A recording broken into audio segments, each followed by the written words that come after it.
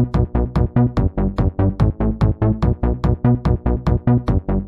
Richard Porter. I'm Johnny Smith. And this is Smith & Sniff, a podcast in which two friends talk about cars, live at Stellantis!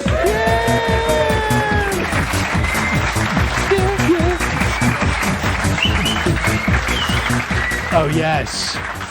Well now, Stellantis crew. Can Stellantis we hear you? HQ. Awesome.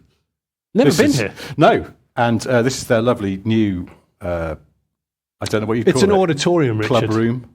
No, you're looking at... For the purposes of the tape, someone has left a lovely stack of club biscuits on our little table here on the stage.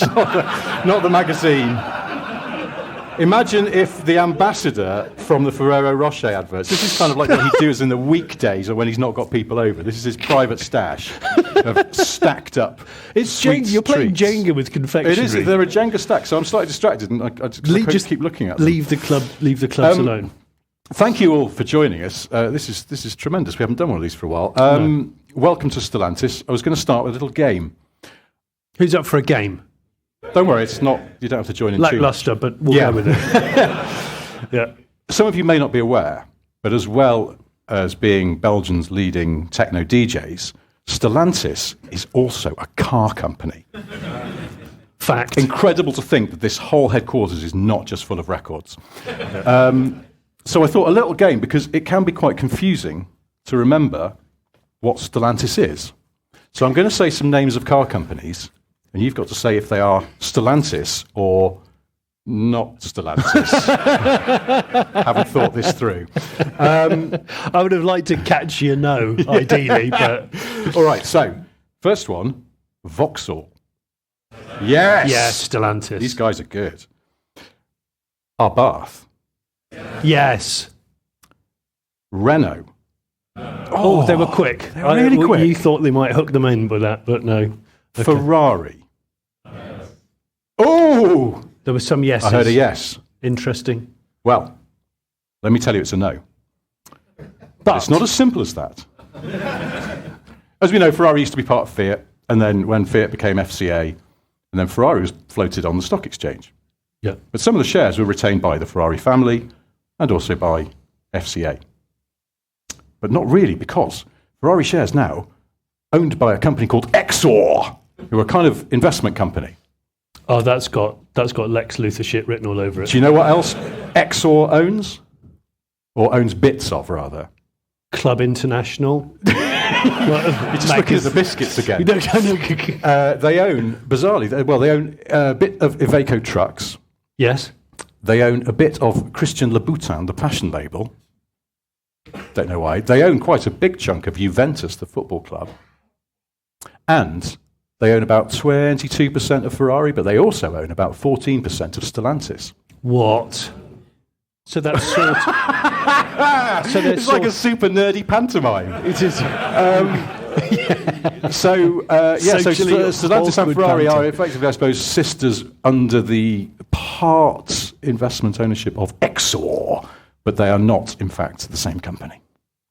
Well, and there you fucking go. And with that, I disappear into the night. I was going to say, I'd like you to being too fucking interesting. You should sweep a cape across your face and then a puff of smoke, and then I'm on my own. Do you want the full list of Stellantis companies? Yes, please. Abarth, Alfa Romeo, Chrysler, Citroen, Dodge, DS, Fiat Professional, Jeep, Lancia, Maserati, Opel, Peugeot, Ram, Vauxhall, and also a small percentage of Leap Motor in China. Yeah, that's loads. It is loads. Goodness me. It's amazing they don't need a bigger office. They also own the Talbot brand. They also own the Talbot brand, says a man in the front row. Yeah, I know you. What are they doing with it then? Yeah. It's true, because obviously where we are stood, where this building is, this is all old school Roots Group, as was. All the roads are named after old... This is back in the day. Sunbeam Way, is it? Yeah, I think it is, yeah. Yeah? Yeah. Horizon Street? Yeah. Samba Trio Special Edition Avenue. Have you tried to find the Solara? Yes, Solara Drive? Solara Drive. I bet you have. It's a very tappety road, that Although one. Toyota would be like, seriously. Yeah. I was hoping you'd ask me why I'm wearing these socks and shoes. Well, I know why you're wearing those socks, because they're the Spalt socks that I bought you from a rural Welsh supermarket. They do. Look at them. Knock off Adidas. Look at those beauties. I think they were £2.50 for a pack of 3. So. Were they really? Yeah. They were that cheap? Yeah. Wow. Yeah, I've got the Spoke, for the purposes of listeners, I've got the Spoke socks on. Why are you wearing wicker-fronted shoes? Well, I found these bad fellas. I knew I'd bought them a long time ago. I actually bought these shoes brand new for a fancy dress do about 17 years ago. And I went into a bad shoe shop and I said, okay, what's the cheapest pair of men's shoes in UK 12 that you've got? And they went, these. It wasn't even a beat, just these. No, honestly, it was like, we've had these for years and we can't get rid of the buggers, have them.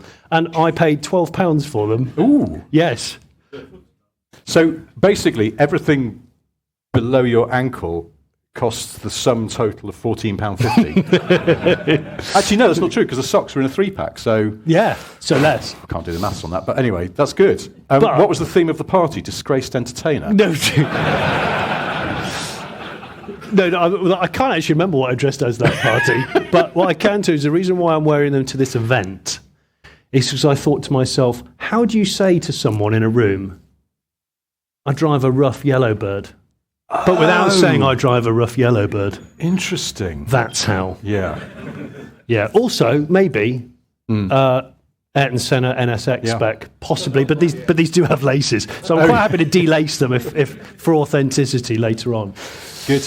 Yeah, trouble is they're actually not UK 12 because I've just walked in and they're really small. They're much shorter wheelbase than I remember.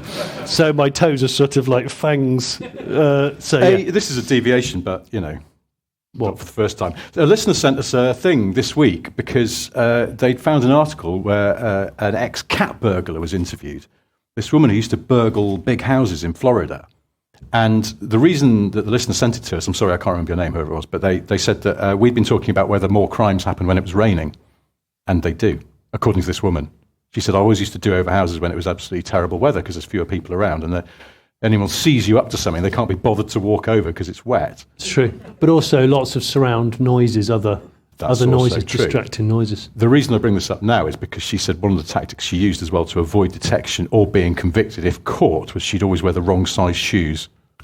Oh. Anyone heard of this before? Burglars wearing the wrong size? I mean, I'd go. Well, it's tough actually because you go too small, you're going to be uncomfortable while you're on the rob.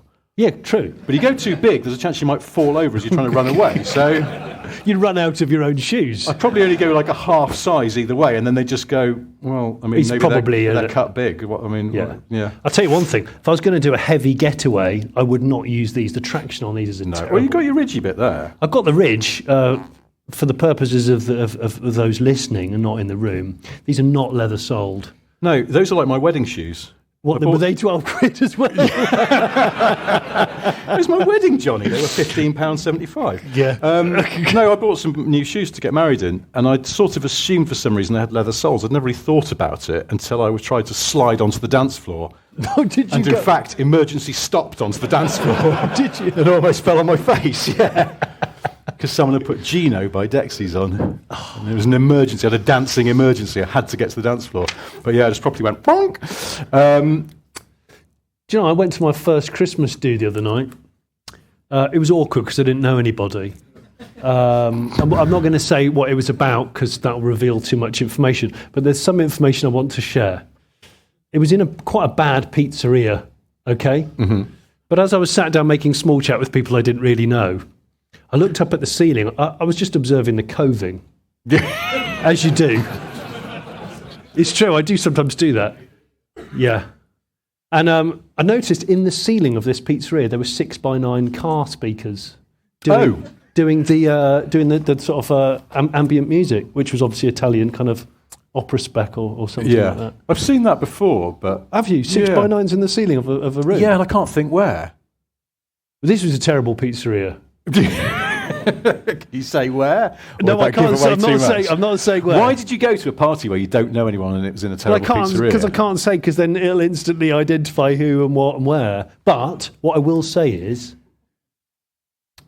when we came to pay for our food, The guy took about 45 minutes to go around with a little contactless payment to everybody, and then realised he'd only charged everybody for drinks and not food, and had to do that. Had to do the entire thing again. There were people trying to leave, and he was like, "No, because you've only paid half." And he was like, "But we've just given you money." It was very awkward. Did you ask him where he got his speakers from? No, I didn't. No, I didn't. Those out of an Astra, mate. I did. I know. I didn't dare. I didn't dare.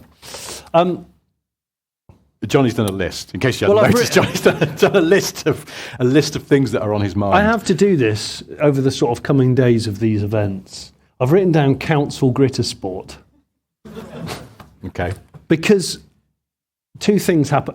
Also, the council gritters are out, aren't they? Because it's winter. But I've noticed, I've seen in fuel stations an abundance. I know we're surrounded by confectionery on this table. An abundance of Ritter Sport right next to the way you pay for stuff for petrol. I think they're going through a massive wave of promotion. They've come out of nowhere. Yeah, I wonder what. Have you seen Ritter Sport more than usual? Yeah, you know what I'm talking about, don't you? Ritter Sport is, I think it's German chocolate company. But it feels like they're trying to force the issue a little bit. Have our chocolate. We've got chocolate. Have our chocolate. We don't want it. It's buy the still. You're going to buy some. Yeah. Like that suspiciously cheap lease deals on those VW ID buzzes the other day. What's going on? Maybe they come full of Ritter Sport. I actually like We're Ritter on to Sport. you, Germany. But they always do ones with marzipan and praline. Well, that's what I mean. It's sort of the Euro spec chocolates, They're very Euro they? chocolate. You go, it looks quite nice. I'll give it a try because it's got a green wrapper. I imagine it's mint, and then you discover it's not. It's like cabbage flavour or something. You go, cabbage. Well, you know what I mean? Though? You just get a kind of slightly left field chocolate from abroad, and it's not the colour. It's like Walker's crisps. And they changed the colour coding's all off. Yeah. Yeah. But Germans I heard a good from the front there. The Germans are quite bad at the whole colour coding thing. It's when they used to sell SLK Mercs that were like navy blue on the outside and blood red on the inside. Yes. It never worked. Yeah. It was horrendous. No, their red interiors are always too red, aren't they? So red, just like murder red. Yeah. It's proper horrible red. I don't know if I've mentioned this on the podcast, or it was on another podcast. I think it was on when I did Chris Harris's podcast. And I told the story about, sorry, I'm seeing other podcasts behind your back. No, it's before we started doing this. Is it though? It was years ago. Is it? But I told the story about, there was this old bastard Yorkshire farmer who went down to Ripon Land Rover to try and trade in his Defender. And he ended up buying a top-of-the-range Evoque for no apparent reason, except it was in the showroom, and he just went, how much is that? I'll take it. Really? And he's running late. He needed a wee. He's running late, yeah. And then he used it to carry sheep in, and then he took it down to Ripon, I think it was Morrison's, and put it through the car wash because he realised it was filthy. And while he's in the car wash, he went, what's that button there? I've never seen that before. And he pushed it. It was the electric tailgate. Oh! Which went up. I've seen the video of that. And was then ripped off because he went, oh, bugger, and tried to make an escape and drove off, and the bottom half of the tailgate was ripped off. Now, I was told this story by somebody else, and I've always thought it's a great story. And, I'm never entirely sure how much of it was true. But anyway, someone got in touch with us this week and said, I used to work at that garage. It's absolutely true. Here's some pictures of the car. Now, the tailgate being ripped off is one thing. It's actually the bottom half, and then the farmer has put some black board in there instead with a number plate glued to it. Seriously? Yeah. She's got like a half-mast tailgate. Exactly. He must have had to go buy another number plate because what happened was he left behind the bottom part of his tailgate with its number plate on, which is how come someone from Morrison's turned up at Ripon Land Rover, having seen their logo on the number plate, and gone, I think this belongs to one of your customers. He's just broken our car wash. Never came back for the bottom half. Well, he did eventually. And they went, oh, Morrison's want to speak to you. And he was like, I don't want to speak to them. And then they had to break it to him that it was going to cost 15 grand to repair his Evoque because it had absolutely frigged it, including cracking the glass roof.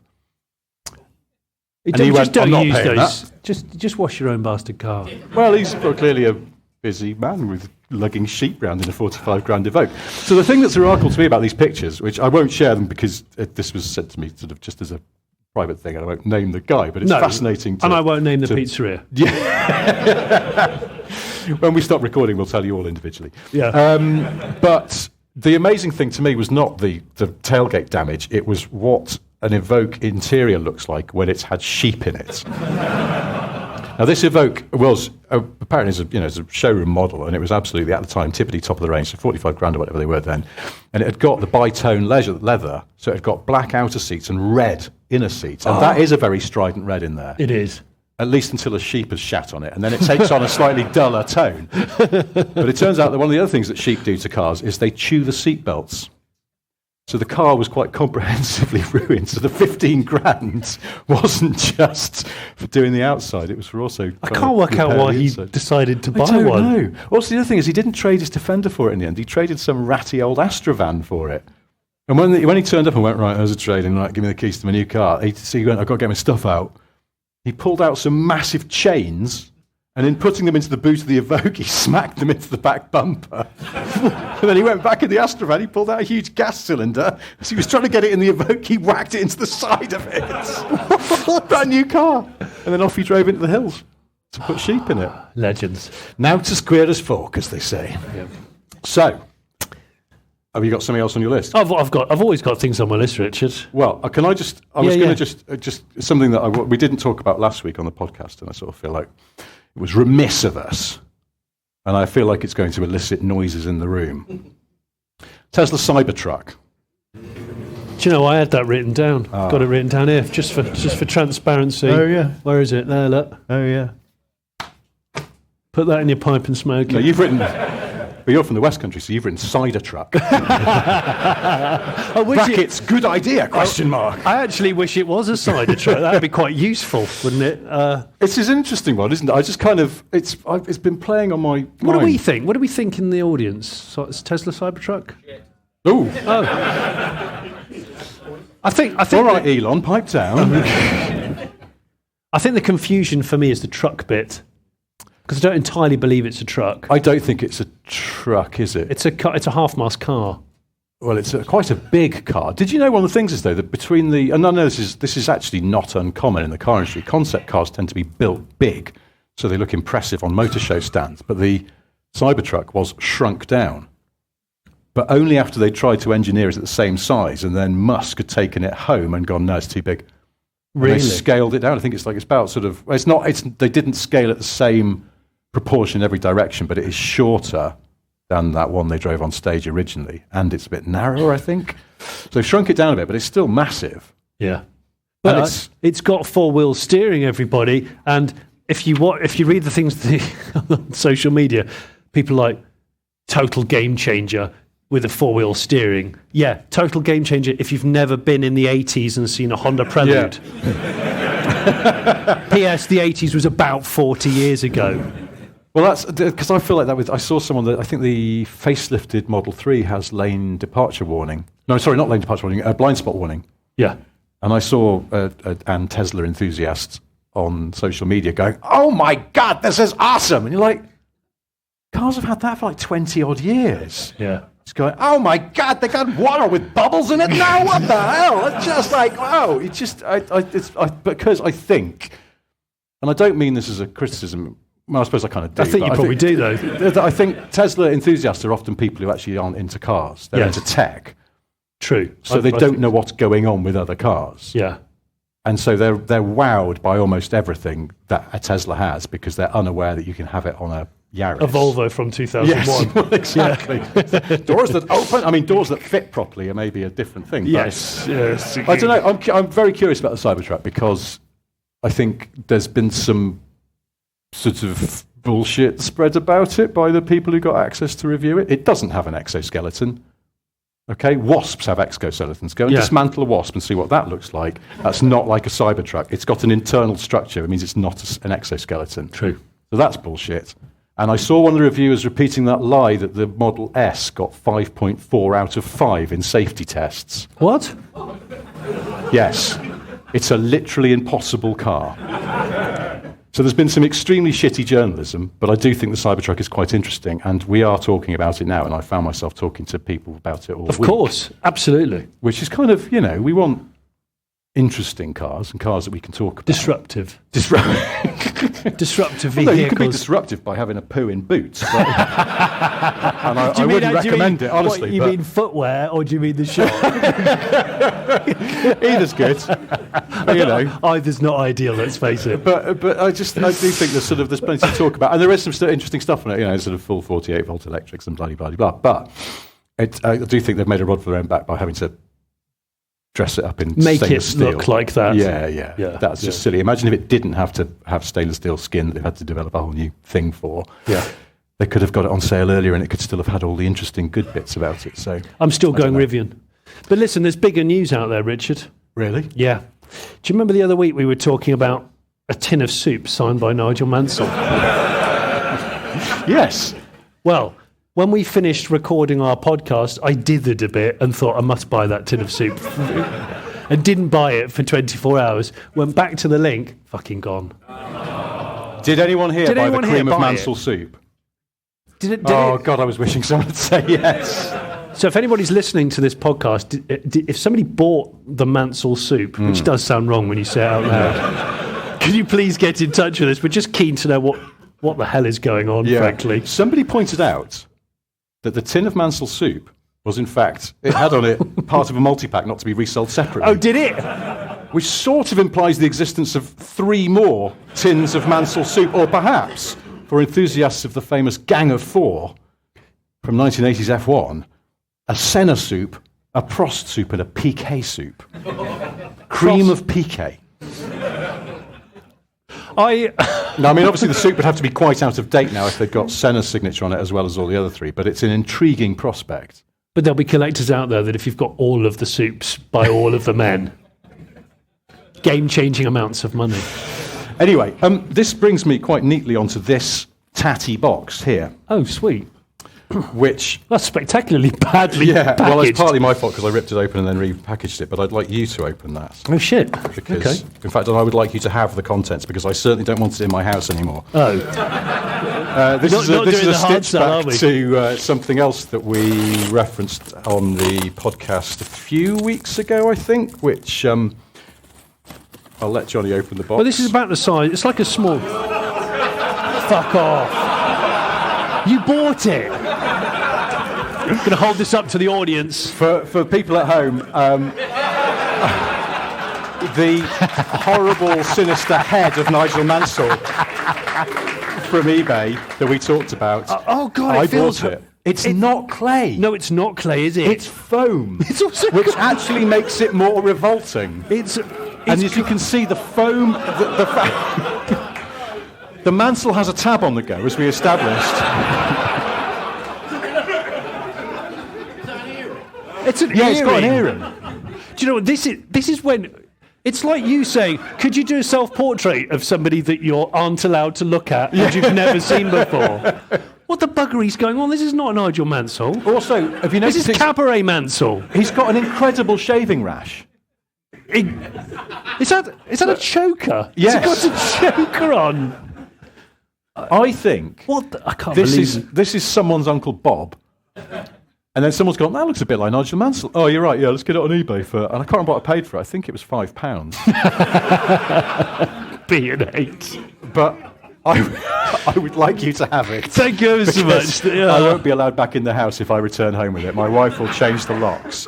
I imagine, though, it came incredibly well wrapped. I bloody bet it did. I bet it cost more than £5 to wrap the thing. Well, it did. It was like more than £5 worth of bubble wrap and gaffer tape and stuff. And it took me a long time to get into it. And when I actually got into it and opened that box, I went, ugh! Nobody because it was so revolting. Just so it looks like you're about to do a massive rugby kick on it. Just so anybody listening, I've placed the head of Mansell, or the bust of Mansell, at the edge of the stage. So if anybody wants to kind of have a feel, that sounds also quite wrong. At the end of the event, feel free. It is. I'm quite creeped out by the choker, creepy. if I'm honest. The whole thing earring is creepy. He's also... Did you notice it's got eyelashes? Like a lot of them. Yeah.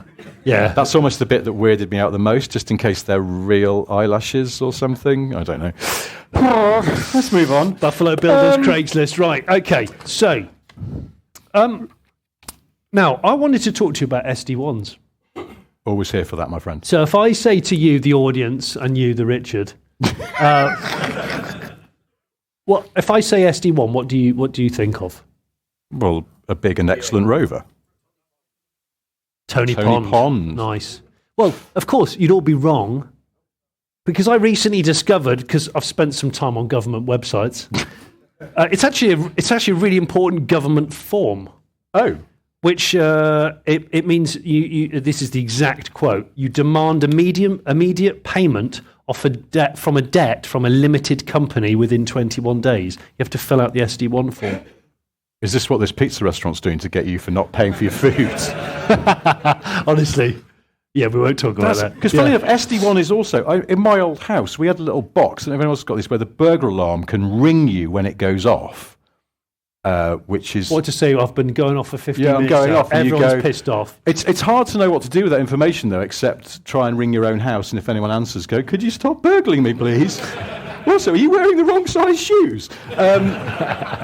But anyway, it was there, and I noticed the little box that is actually the thing that hooks into the phone line that rings you was called an SD1. What? I think I've got a picture of it somewhere because I was so fascinated. You turned up to listen to this live. Well, it's sort of no, but it does. I kind of slightly collect things that have the same name as cars. Yeah.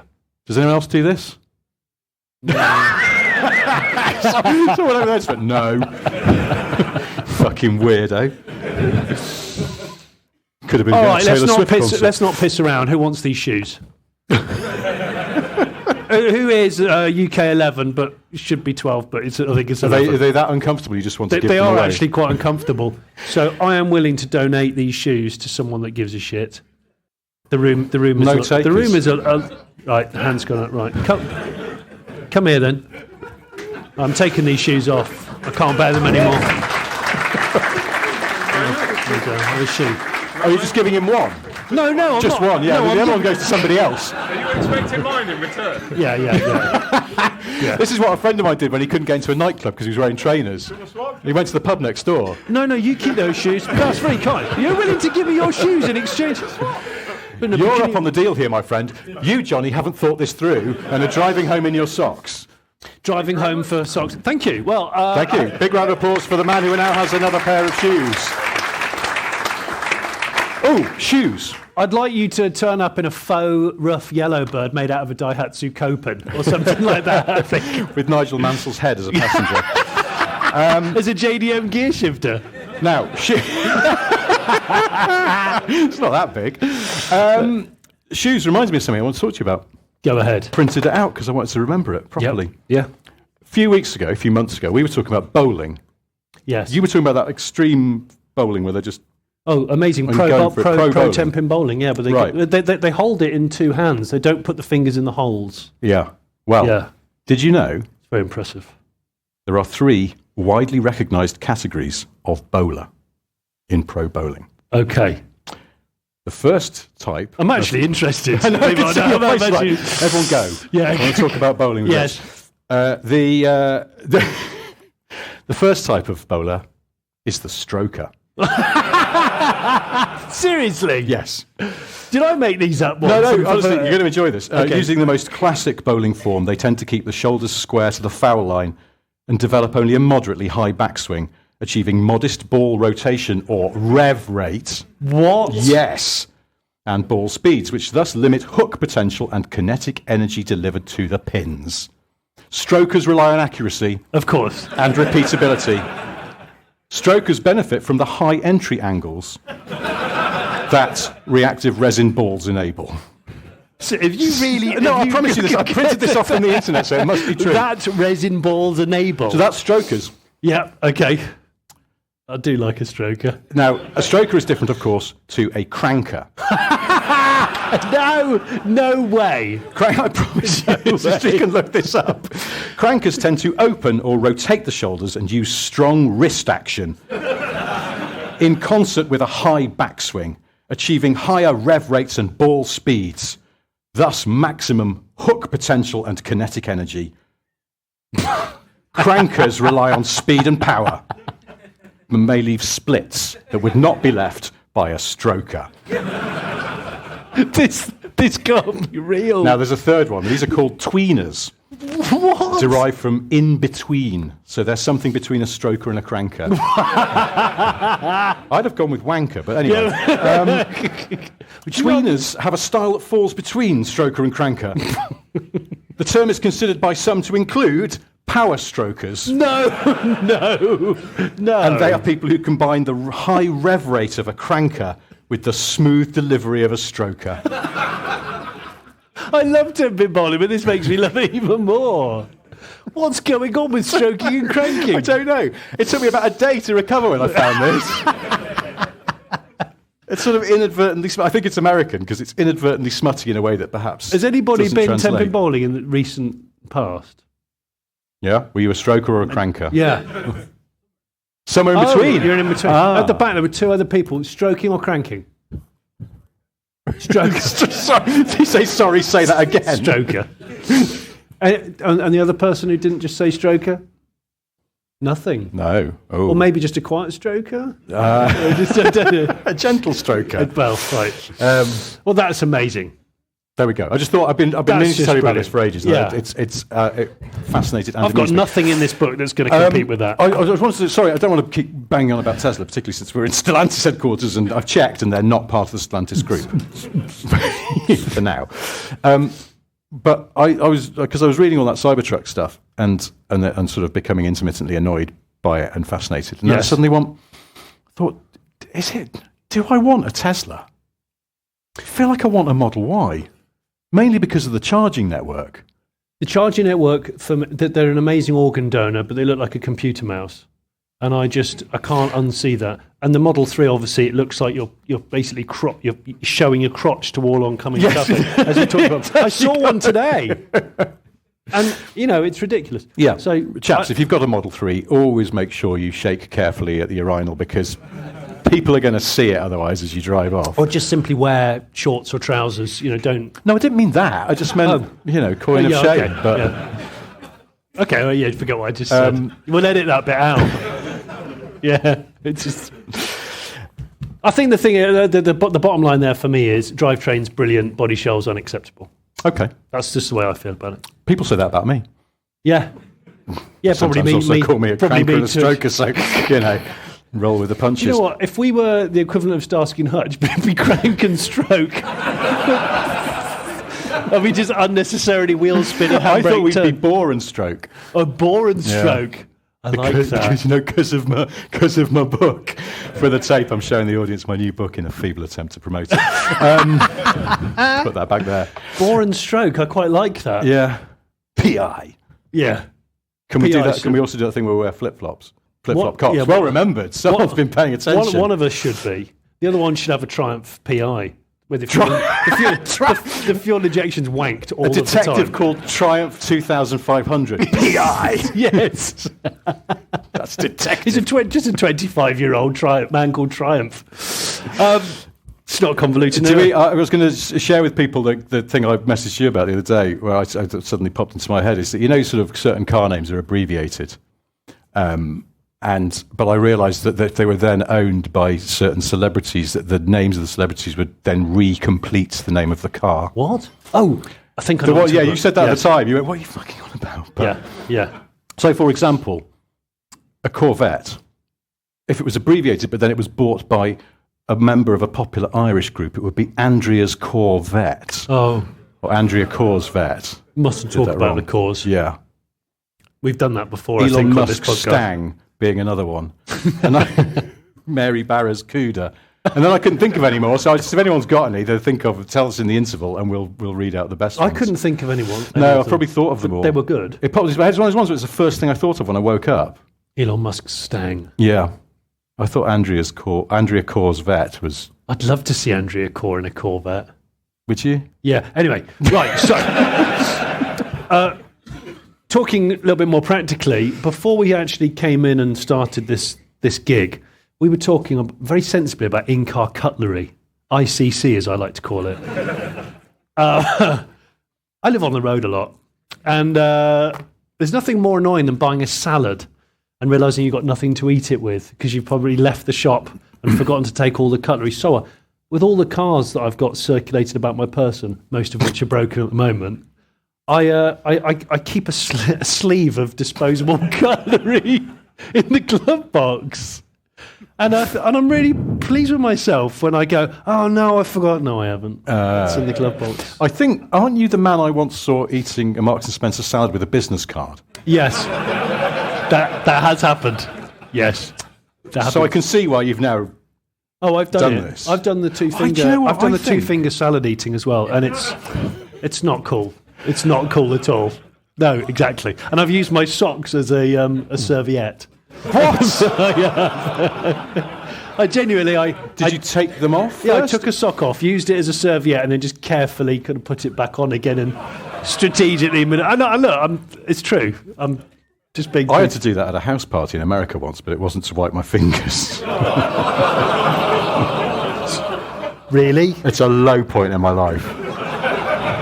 Is this pre-internet? My wife wasn't even there. I'd never even met my wife at this point, and she sometimes brings it up as an example of what an errant human being I am. Did you leave the place one-socked, or did you... I'm not going to tell this story. Oh, okay. Even by our standards, it's not good. It's the same party where they had those... this was in the 90s, and they had, the sort of rinser things you get on sinks that come out on a thing. Yeah. At least one person knows what I'm on about. They were kind of a novelty here in the 90s, and they seemed to be quite commonplace. I worked in the a US. catering kitchen that had one. Yeah, but they didn't get them at home, did you? No. And this was just in an apartment in a town in North Carolina, and we were standing in the kitchen, which was open plan, onto the living room. Yeah. And I said, look, there's a thing that comes out of the sink and squirts. And my stupid mate C just picked it up and went like that and sprayed the whole room with it. And amazingly, we weren't asked to leave. We were asked to leave later when he threw a piece of watermelon into a ceiling fan. Really? And let me tell you, that is an amazing thing to behold. But it will get you asked to leave the party. Along with Captain Shitsock as well? I mean, obviously, I don't know what happened. I'm just assuming. Had a terrible You've incident. assumed broadly along the right lines. Did you? Yes. Were you wearing some bleached white, spalty sock numbers like the ones I'm wearing now? I wasn't. Anyway, you don't want to talk about it. I don't want to talk about it because I think it reflects badly on me. And I already do this podcast, so it's fine. Listen, I want to read out a listener's message because it's something that again, it's a little throwback to something we talked about the other week. We were talking about the song "Torn" by Natalie Imbruglia. Of Natalie Imbruglia, yeah. An excellent song, and we were slightly concerned that when she sings lying naked on the floor, that she was going to catch a chill. Yes. Unless it had underfloor heating, of course. Well, you rightly pointed out that she might have underfloor heating, but we couldn't be sure, and we were a bit worried about Natalie. We were. Worried no more. Yeah. Because I thought about it for a while. Rufus Davis. As a concerned person. Rufus says, I'm good friends with a gas engineer who has serviced Natalie Imbruglia's heating system. She lives just outside Windsor on the Thames. What? And luckily for her, she had what was, at the time, quite an advanced heating system. This incorporated the swimming pool heating and the underfloor heating. I can only presume her willingness to lie naked on the floor played a big part in this setup. Wow. Hopefully this will paint a less troublesome picture in your minds, knowing that not only is she relatively warm down there, being naked on the floor, but also that her boiler is regularly serviced to manufacturer specifications. Wow. We often say this, but there is nothing that our listeners don't know. So thank you, Rufus, for that peace of mind. She lives in assuming she Windsor. still lives in Windsor, which I've heard this before, that she lives in Windsor. So that was the bit that made me think, I think this is true. And a corgi engineer, presumably. But she has what was at the time. I mean, when was Torn? Late 90s. So she's probably made a few quid off that. 97? Was it? She'd already been in Neighbours, so she'd probably all right. So she bought the house before that, had the underfloor heating put in. Yeah. And when she did Torn, which as we know she didn't write, but it probably spoke to her because she went, oh, I do that. Because of my state-of-the-art underfloor heating. Because it's the warmest place in the house. I lie down on the flagstones. Well, she's no fool in Bruglia. She knows the heat rises. She's straight, on those winter months, she's on the floor. I can't go. Eating a spag bol off the bathroom floor or something. Who knows what she's up to? I've got another letter here while I've got this Sorry, out. I've got a frog in my throat. I don't even want the to read emotion, this. actually, of that. Just one more. Actually, is there anyone here? Because we're in the sort of the heartland of the British Midlands. Oh, yeah. And the car industry. Anyone here work for JLR? Way. That's what, 3, 4? 3, Oh, 4, cool. 5. You, the shoes. The shoes guy. Oh, okay. Good friend. Are you lending him the shoes as well? Or? Well, now, you haven't come in a Defender, have you, with side panniers? Because you could pop the shoes in there, as we know. That's true.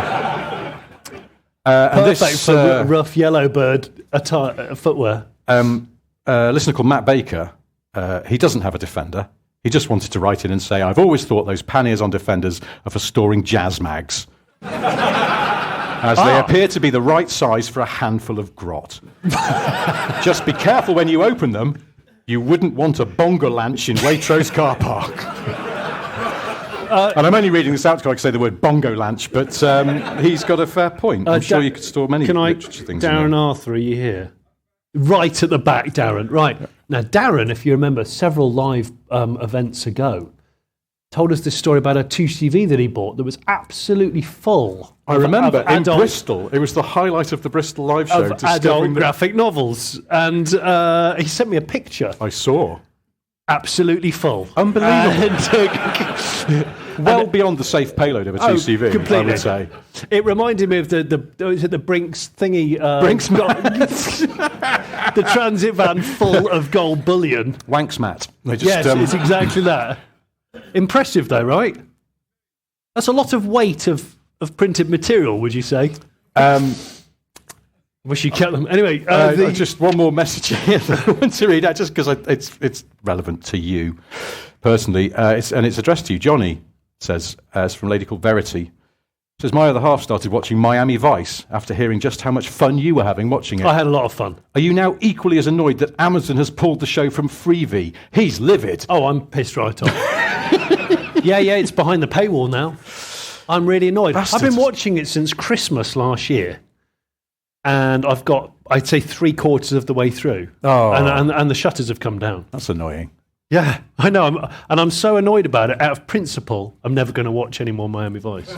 So I'm never going to really know what happened beyond But it's now. not Miami Vice's fault, is it? It's just the streaming service have been cruel. It might pop up on another one, and you'll have to remember where you're up to. Well, I might forgive it if it pops up on another one. That's sort of. But I know it's a real shame. I need to apologise to everyone who started watching Miami Vice because I wouldn't stop talking about Miami Vice. It's quite addictive, though, right?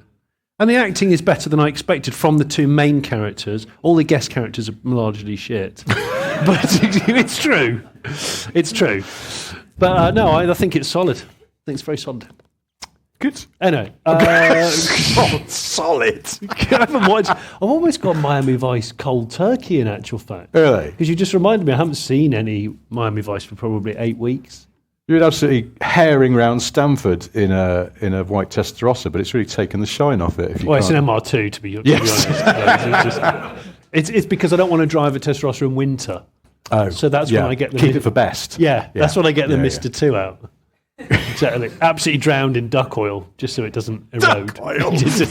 Duck oiling your MR2? Regularly. Good. Yeah, just to counteract the salt granules. Yeah. Yeah. Okay. It's just a thing I do. Yeah. Have you got something else you want to talk about on your list? Yeah, I wanted to talk about Spotify. It's an idea I had a couple of days ago. Yeah. Come on. Okay. It's fairly obvious. Spotify for cars with grunt, I was thinking. So, it's like Shazam. So you play the sound of the car and it tells you what the car is about. It's Spotify. Ah. And they'll know if it's a transit, that hot transit with the pretend exhausts. What's the name of it? The one with the body kit. MRST. No, that's a thing they have in hospitals that makes your legs fall off. Yeah, it's that one. Yeah. It's that one. It's the one with the exhaust, with the other exhaust clamped onto it. When you follow it with headlights on at night, you can see it's just... I know, that's annoying, isn't it? It's just a no entry. Hey, do you know what other car has fake exhausts? Lots of Audis. If you'd read Boring Car Trivia 4, you would know that. Lamborghini Miura. What's that, Richard? What's that you're holding? That's my new book, Johnny. Just come out, is it? It's full of facts. It has just come out, actually, funnily enough. I haven't mentioned it, but it has just come out. But yeah, in there, one of the facts is that the Lamborghini Miura has fake exhausts. Because the clamshell hinges at the back. So if it had real exhaust, they'd snap off. So they're just little stubby fakies, and the real ones come out further up. Why did we never know this? Silence. The silence of the fascinated. That is actually quite impressive. Shit, I forgot about Nigel's head at the bottom of the edge of the stage. I want you to put that on, put it on your bedside table. No way. And see how many times you wake up screaming. No bloody way am I putting that on the bedside table. I've had a night Mansell again. Night Mansell. Next Halloween, I'm going to get it sewn onto the shoulder of a coat. Are you going to shave your beard to match his? I've noticed as well, he's got not like real Mansell, he's got a little sort of soul patch. And as well as really big sideburns. I used to have sideburns just like that, and a soul, but I never had a tash like that. Are we sure this isn't you? I was going to say, I don't know, that makes it a little bit Do you more... have a B&H cap? No. I'm pretty sure Mansell's never had one of those. I don't think Mansell's... or a choker, or a single earring. No, not really. These are all not it's Nigel someone's Mansell. Uncle Jim. Yeah, it is. It's someone's Jim. dodgy uncle, clearly. Yeah. Now, something else I want to bring up. There's another message from a listener, but I found this quite interesting because it's sort of relevant. A listener called John Thistlethwaite said, please consider a segment on this pertinent topic. Want to find the least valuable car sporting the most valuable number plate. It's something that's fascinated me for years. And he's put in he's seen ABC 123 on a faded red mid-90s Fiesta and A14 on a late 2000s A-Class. And today he saw 13DE on a, what he describes as I've got a friendly MOT chap spec W202 C-Class. I think we know exactly what John means. Yes, because it's so discreet, what with that number plate. Well, and so John was wondering if listeners could submit their things. Now, the thing about this is, John says he wonders if it's the result of old money transitioning to deceased spec final drive motoring, or possibly less financially able children and grandchildren inheriting an heirloom spec plate. Heirloom spec. Well, we've got a listener who is some kind of hotshot accountant. Have we? And he's messaged us before about things like this. Is he going to give us a really valuable number plate? This is one of our patrons. He says, please do not read my name out in capital letters. So that's why I'm glad you read these out. Yes. There's a good reason why this is staying over this side of the table. He protects me from these pieces of literature. He says it's about very valuable number plates on not very expensive cars. It's very common in certain parts of the country. It's often part of an inheritance tax plan because there hasn't really been a huge market correction on the value of certain plates. Please do not read my name out, he says again, just to be clear. Yours, Alan. Some people... Some people have been passing plates through their family like bearer bonds for years. The method is you buy a very expensive number plate, put it on a quite cheap car, and put it in your will that your car is to go to so-and-so. Even if the revenue spot the valuable plate, they don't generally consider the car and the plate to be distinct, because the DVLA have the right to withdraw the plate with no compensation, so they only value the car for inheritance purposes. Please do not read my name out, he says. Is that the third? The third? Well, it's three lots of capitals. There's different schools of thought on how to do this. Well, actually, I did a bit of an auction preview, which would be last week, if you're listening to this when it comes out, which I can't remember, Sunday, Monday. And there was a smart car which went for auction as a category N, the sort of like the category of salvage that you can put the car back on the road. A smart car, category N, and the number plate was 52k. Ooh. Yeah, which was valued at 50 grand. Between 45 and 50 grand. So, do you think that would say what you see? How much is that plate worth? About 52k. Honestly, I haven't seen the power of suggestion. I haven't seen what that plate goes for or has sold for, but if it has gone for 52, brilliant. But yeah, so you're getting a free, damaged smart with your exceptionally expensive number plate. Wow! And then you can pass that on to your children. Because the number plate's about 4 inches long. Oh yeah, it's really, really tinsy. I saw a Discovery on the motorway today, and the number plate was dog box. What? And I thought, my brother calls shit cars that. But also, that's a kind of, what's that? Gearbox, dog box. Oh yeah, of course. Synchro box. I thought you were doing something. I was else. like, well, no, it's a Discovery. Cranking or stroking? It's. I assume because it's a Discovery that it's someone who has large pets, and that is the box in which they transport them around, which I thought, in a way, I don't really like private plates, but I thought that was in a strange way, that was quite cool. But I did wonder if it's just, in fact, an enthusiast of very noisy competition gearboxes. I'd love it if that Land Rover had a really had high, a big sequential, really high stick on it. JLR really people, could we make this possible? Is that technically? You've got to make it talk to the ECU, mate. It's what people seem to say all the time now. And you go, well, like, put a new gearbox in it. Don't know if we'll get on with the ECU, mate. ECU's bane of my life at the moment. Yes. Are we allowed to ask? That and water ingress. So, yeah. I should tell you, in fact, Johnny, is this a spoiler alert if I tell the messages you left me the other day? I don't know. On Monday, you left me a long voice note about what a great time you were having in a car that you just got going. Oh, yeah, you can probably say that, yeah. Johnny rang me from his Boxster. Yeah, swanky, yeah. And told me that it was working brilliantly. Yes. In fact, it had magically fixed itself. Is that right? Yeah, it has. It's self-healed, the ECU, which is still, I think any car that self-heals, you aren't entirely trusting of it because you think, when's it going to go back to what it was or get worse? Does anyone, sorry, this will sound irrelevant, does anyone have any wood? Just because I need to touch some wood. The stage is made stage of might wood. be wood. I'll see no wood in this chair. My Range Rover fixes itself. Yeah, guess what he's driven to this event in? Working. And I'm not saying it, no. but it is working well. But yeah, it fixes itself. Driver's door window suddenly stopped being one touch. Now it's one touch again. Amazing. Just didn't feel like it for a while. Is it a stroker or a cranker? That's the question. So yeah, I drove home, aquaplaning a third of the way, 150 miles. But it was the fact, I was in a car with someone we know, another car journalist. And I got that message. He was driving and I was in the car. So I listened to your message and I was going, ha, ha, ha, and then had to explain myself when I came off listening to the message. I said, Johnny's picked up his Boxster. He says it's going brilliantly. And we both went, uh-oh. In about the time it took us to look at each other and go, uh-oh, I had a second message from you that just went, one of the wipers has come off. It was absolutely, it was flailing with rain like it is tonight, the whole way back. And I was stuck behind a lorry with just lots of mist, pissy mist coming off it. And so the wipers were getting a proper workout.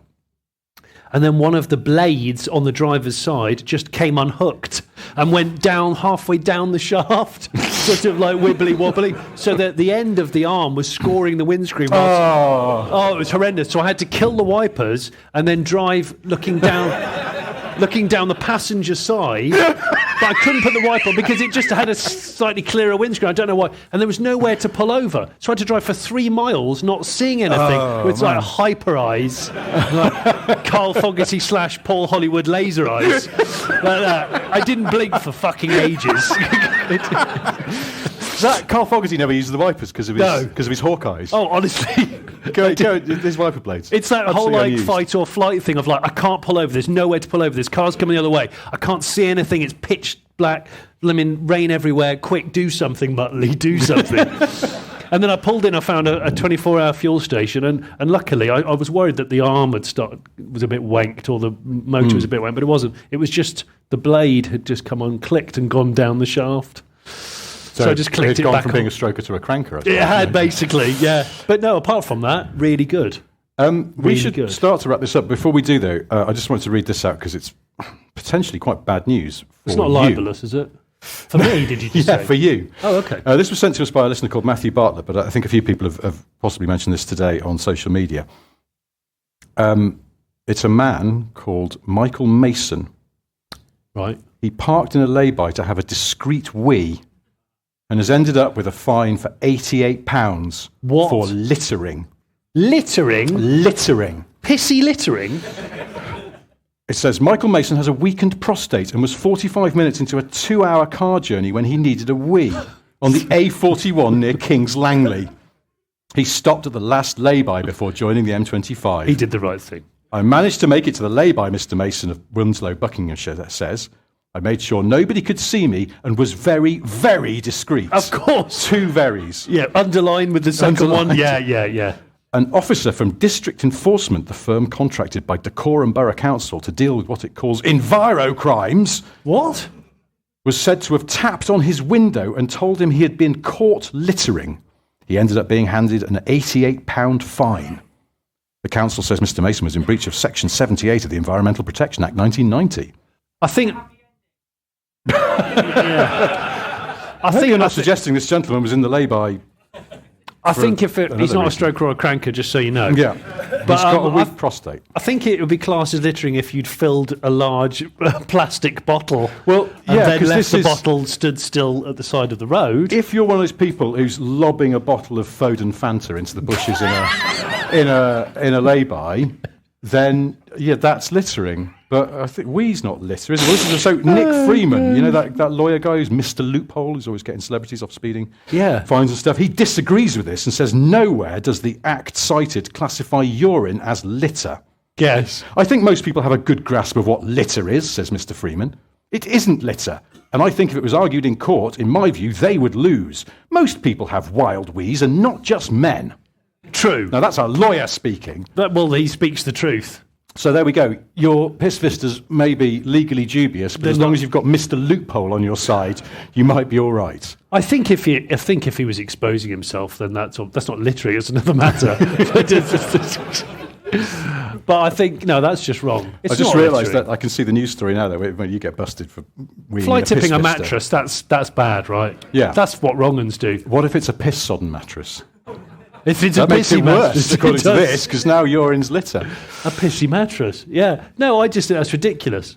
Although a friend of mine once said to me, and I forgot to mention this ages ago, you know when you sometimes open the passenger... Sorry, we're talking about too much roadside wazzing, but when you open the passenger side door to act as a sort of shield, Yeah. he winds the window all the way down and then tries to wee over through the... Yeah. Just because it just spices up the event. Adds a little bit of danger to it in case you get a drizzle on the door card. Oh, my God.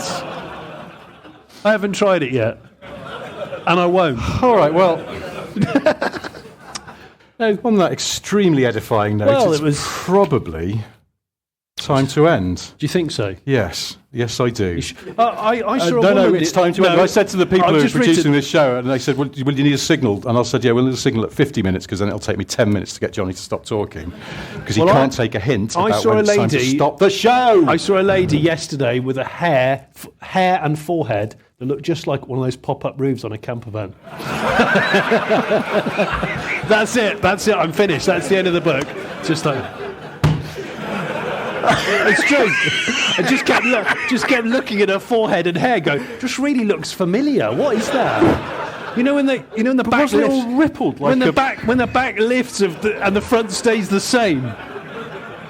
You know, like these sort of like 70s truck sleeper cabs. You know, so a pop-up roof where the back's gone up and the front stays down. It looked like that. I kid you not, it looks like that. I just looked at her for a bit too long like this. And then I went, I'm writing that down for when I do that podcast with that cranker. Stroker, sorry. Stroker. Yeah, so, yeah. Right, Anyway, then. that's that then. That's that then. All right, And all let's that. bring this into land. Yeah. Before we do, I have 3 things to tell you. One, Johnny has a solo YouTube channel in which the vocalist from Dub Be Good To Me, a notorious 1980s car spy photographer, and the man who played James Bond in On Her Majesty's Secret Service, get together to discuss how they like to lure animals into traps using only a sink made entirely of cooked pork products. That's right. It's the Leighton, Lehman and Lazenby Bacon Basin Bait Show.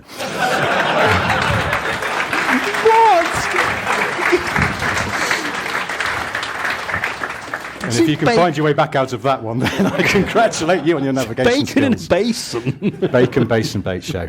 We're going to retire this bit soon because it's getting fucking tenuous. Anyway, if that's not to your taste, there's always the Late Break Show, which is excellent because it's also real. It is real, yeah. Lots of good videos on there. Yeah. Second thing I've got to tell you is, I haven't mentioned this, but actually, I've got a book out. What? Would you believe it? off. It's called Boring Car Trivia 4. It's full of lots of amazingly dull facts about cars. So one about SD1s being a governmental form? No, that's for 5. No. Yeah. It is on sale in the lobby here. And if you're listening at home, you can get it as an ebook or a paperback from Amazon or from our merch shop. No, if you're listening at home, come into Stellantis' HQ We'll leave the table. in about a week's time, and there's Yeah. a pasting table just by the Alfa Romeo, which is next to a huge and wonderful, majestic Christmas tree. And then it's like an honesty box. You know those eggs that people in the countryside? Just give us a quid and take 6 eggs. Cash There you only. go. And third thing I've got to tell you is that the Icelandic word for Walkman is pocket disco. Seriously? Yeah, it's actually Vasa disco is the Icelandic, and it literally translates as pocket disco. Amazing.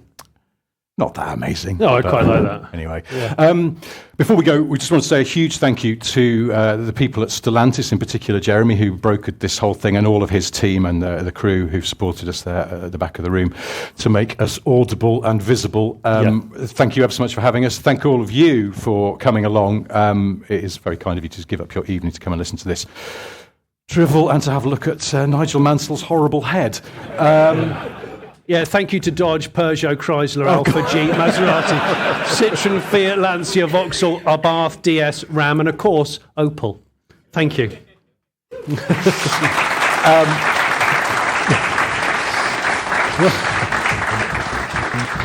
And on that fitting note, thank you ever so much for coming. Thank you for listening at home. Yeah. Goodbye. Thanks, bye. Bye. Cheers, mate. Cheers, mate. Thanks, Cheers, bye. mate. Bye.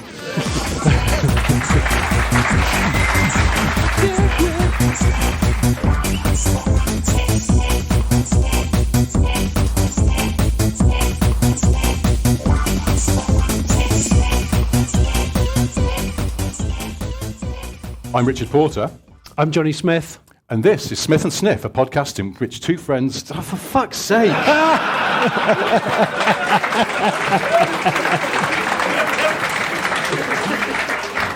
That never happens. Completely forgot where I was going. Yeah, you never Because I was like, it's not the normal one, because I've got to say we're at Stellantis. And I just suddenly went, oh, I don't know the way to that.